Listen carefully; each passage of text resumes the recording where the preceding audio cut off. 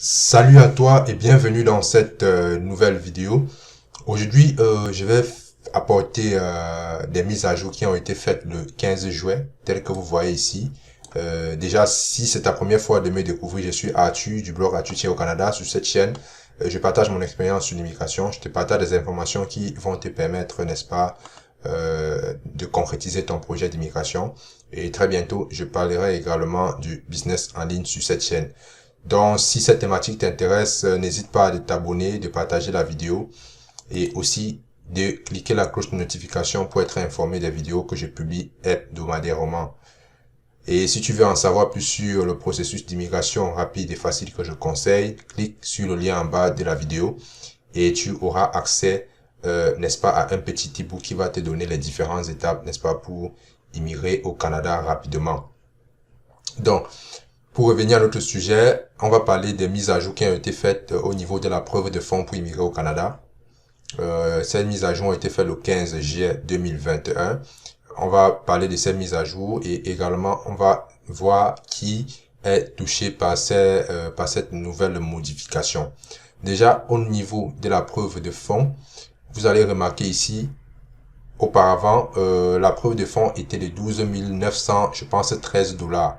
Ok, là c'est passé à 13 000 dollars et vous allez voir partout ça a augmenté. Ok, donc pour tous ceux-là qui sont en train de suivre la formation avec moi, je conseille toujours de mettre un montant. Par exemple, lorsque c'était à 12 900 dollars, moi je conseillais de mettre 14 000 dollars. Ok, de mettre 14 000 dollars.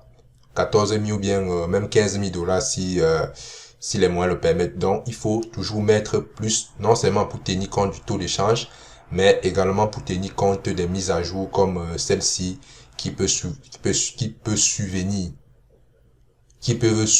comme ça en cours de route. Donc, voilà les modifications qui ont eu lieu. Donc, si vous êtes en train de préparer votre demande actuellement, vous devez absolument tenir compte de ce nouveau tarif, ok, de ce nouveau tarif. Maintenant, quelles sont les personnes qui sont touchées, ok, quelles sont les personnes qui sont touchées par cette nouvelle mise à jour. Ici, vous voyez, on dit qui doit fournir une preuve de fonds. Ne vous inquiétez pas, je vais mettre ce lien en dessous de la vidéo pour que vous puissiez avoir accès directement à... Vous devez fournir la preuve de fonds pour satisfaire aux exigences du programme des travailleurs qualifiés, du programme des travailleurs de métier. Ça, en fait, c'est ceux qui sont situés à l'extérieur du Canada et qui veulent venir au Canada. Ok, si vous êtes un travailleur qualifié, c'est-à-dire vous avez des compétences demandées dans le cadre du programme de l'entrée express et que vous souhaitez immigrer au Canada, vous devez vous conformer à cette nouvelle règle. Si vous êtes seul, vous devez payer 13 213 dollars. Si vous êtes deux, 16 449, ainsi de suite. Ok, ça c'est pour ceux qui sont à l'extérieur du Canada, qui veulent immigrer au Canada. Maintenant, quelles sont les personnes qui n'ont pas besoin de fournir la preuve de fonds? Ok, si vous présentez une demande au titre de la catégorie de l'expérience canadienne, où vous êtes actuellement autorisé à travailler, ou vous détenez une offre d'emploi valide. Ok, vous n'avez pas besoin de la preuve de fonds. Ok, de prouver toutes ces sommes. Si vous êtes au Canada actuellement, vous avez un poste, vous travaillez, ou bien vous détenez une offre d'emploi.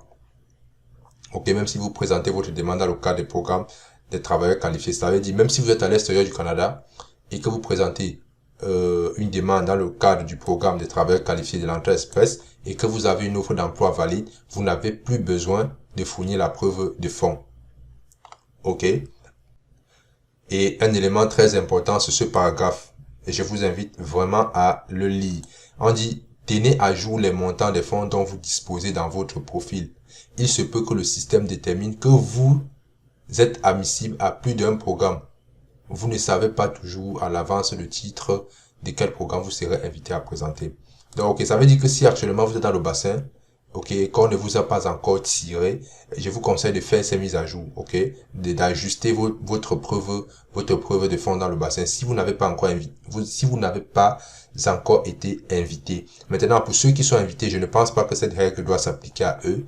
Ok, parce que je peux me tromper sur ce que je suis en train de dire, mais on va voir ça lors des prochains tirages, on va voir et je vais partager cette expérience avec vous. Parce qu'il y a au Canada, il y a ce qu'on appelle la loi ils appellent ça la loi des grands-pères, ça veut dire la non-rétroaction. Ça veut dire si on vous a invité au moment où c'était à 12 000, ok, cette nouvelle loi ne doit plus s'appliquer à vous. Ça va s'appliquer à ceux qui viennent derrière vous. Ok. Donc voilà en fait ce que moi je voulais vous présenter dans cette vidéo. Et ici vous allez voir ce qu'on on accepte en fait comme preuve de fond. Pour ceux qui me posent la question, qu'est-ce que je dois présenter comme preuve de fond? Voilà en fait tout ce que vous devez apporter, ok, comme preuve de fond pour, n'est-ce pas, immigrer au Canada de façon simple et sereine. Donc voilà, si vous souhaitez immigrer au Canada, vous ne connaissez pas comment procéder, je vous conseille toujours, pour ceux-là qui n'ont pas d'offre d'emploi, parce que trouver l'offre d'emploi au Canada, ce n'est pas quelque chose de facile, je vous conseille d'immigrer comme travailleur qualifié. Et à cet effet, j'ai fait un programme, j'ai mis en ligne un programme de formation qui va vous permettre, n'est-ce pas, de monter votre dossier de A à Z, ok?